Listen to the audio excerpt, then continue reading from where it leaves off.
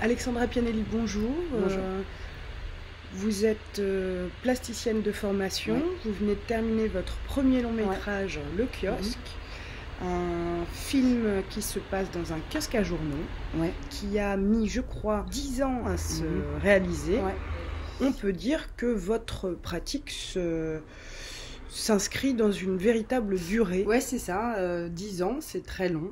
Je remercie d'autant plus l'équipe du festival de me donner la chance de montrer enfin ce film. Je suis très émue. Est-ce que vous pourriez dire 2 mots du film ?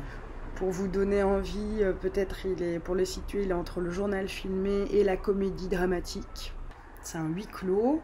Et je vous invite, le temps du film, pendant 1h20, à venir me rejoindre derrière la caisse de ce kiosque pour y découvrir l'envers du décor. C'est souvent l'angle qu'on ne connaît pas. On voit toujours les kiosquiers dans leur petite cabane, entourés de revues.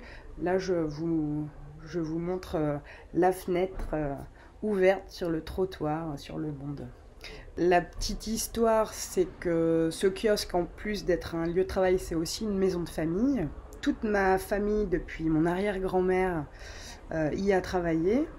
Et comme un bon chocolat ou un vieux whisky, on peut dire qu'on est là depuis 100 ans. On était là depuis 100 ans. Moi, je suis arrivée en 2008 pour aider ma mère, c'était pas du tout prévu. Je devais être là le temps qu'elle trouve quelqu'un. Elle m'a formée pour l'occasion et finalement, c'est moi qu'elle a gardée. J'étais fraîchement diplômée des arts décoratifs de Strasbourg et j'étais justement à la recherche d'un job alimentaire. Donc j'ai troqué mes machines et outils vidéo perfectionnés contre des outils plutôt sommaires, ce qu'on trouve dans un kiosque à journaux, essentiellement du papier, les billets de banque, les journaux, le carton, etc. Et je me suis lancé le défi de faire un film avec rien, avec ce que j'avais sous la main et mon téléphone. Ben justement, là, on a envie de se demander comment le tournage s'est déroulé, quel choix vous avez fait dans la mesure où en quelque sorte, vous étiez doublement à l'œuvre, la plasticienne, la réalisatrice du film et la marchande de journaux. Est-ce que vous auriez une anecdote de tournage à partager avec nous Alors tout d'abord, il ne faut pas vous imaginer un film spectaculaire. Le dispositif du film, il a été conditionné par l'espace du kiosque, qui est pour le coup très petit. Et j'aurais pas eu la place d'y mettre une équipe de tournage ou un preneur de son. Je pouvais pas ralentir la cadence parce que j'étais là pour vendre des journaux et par ailleurs je voulais pas non plus effrayer les clients que je filmais et servais en même temps. Et donc peut-être la particularité du film, c'est de vous avouer qu'il y a eu 2 tournages. Ces images en cinéma direct tournées dans le kiosque pendant 6 ans et des images de pure fiction. Au moment du montage, j'ai réalisé avec ma monteuse Léa Châteauret qu'on n'avait pas toutes les images qu'on aurait aimées. Donc la solution pour faire exister ces choses que je voulais aborder, c'était de simplement se recréer un studio à la maison, un faux kiosque, une sorte de mur qui me permettait de prendre des nouvelles prises de vue. Donc j'ai vraiment recréé un petit décor. Et on a glissé ces petites scènes dans le film, au même titre que la voix off d'ailleurs.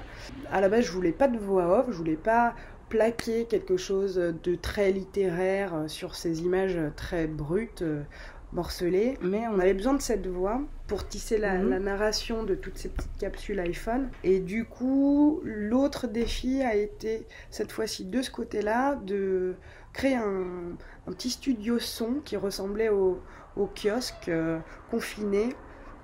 Un kiosque, c'est tapissé de revues.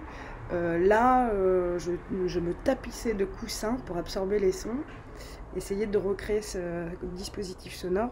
Du coup, le défi que je me suis lancé, c'était de rejouer ces scènes et de faire comme si j'étais dans le kiosque. Ah oui. Donc parfois ça crée le trouble, on ne sait pas ce qui a été fait en direct ou a posteriori, mais a priori ça n'a pas d'importance dans la narration du film. Certaines personnes le voient, d'autres pas du tout. Justement, puisque vous parlez de processus créatif, Alexandra, Je vais vous poser une question assez sérieuse maintenant. Oui. Quelle serait votre définition du cinéma indépendant ? Je dirais que le cinéma indépendant... Très rapidement. Au même titre que l'art vidéo, que le documentaire de création, c'est un jeu. C'est un jeu sérieux, On aurait dû s'en douter. Mais en plus sérieux, c'est pour moi dresser le portrait d'une époque.